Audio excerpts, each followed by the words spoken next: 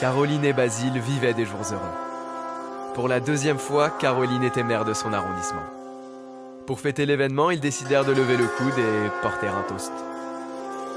Ils passaient du bon temps et n'étaient pas malheureux comme les pierres. Caroline et le voisin discutaient le bout de gras. Basile avait la patate, mais ce n'était pas la tasse de thé de l'électricien, qui avait la dalle. Le photographe, quant à lui, avait le melon. Étienne, la cuisinière, venue annoncer que les carottes étaient cuites et qui avait du goût, soudainement, tomba dans les pommes et avala son bulletin de naissance.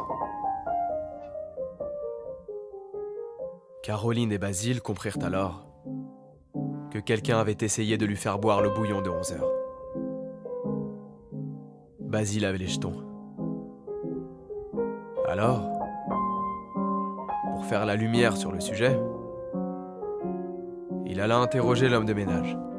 Mais il était trop occupé à peigner la girafe. Il demanda ensuite au voisin, mais ce dernier ne faisait que tourner autour du pot. Caroline, elle, questionna le photographe. Mais il avait un coup de pompe et n'était pas en mesure de répondre. L'électricien, lui, prétendit qu'il n'en avait aucune idée et qu'il n'était pas au courant. Agacé, Basile lui ordonna d'éclairer sa lanterne. Mais l'électricien en avait sa claque d'être accusé. Et il préféra se retirer sous sa tente.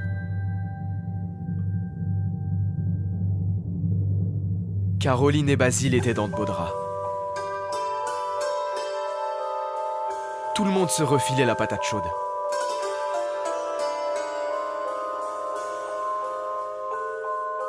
Mais au moment où Basile, à bout, se décida à passer un coup de fil au bleu,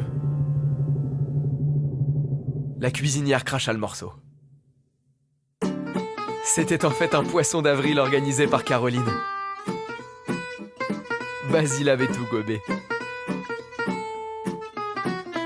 Caroline but du petit lait en voyant que Basile avait avalé des poires d'angoisse. Ils avaient réussi leur tour.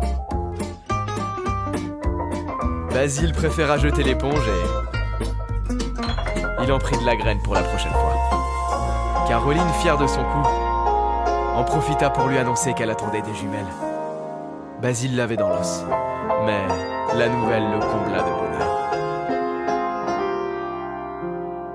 Et c'est ainsi que tous ensemble, Caroline, Basile, le voisin, la cuisinière, l'électricien et l'homme de ménage décidèrent d'aller se faire tirer le portrait. Le photographe était un petit peu long à la détente.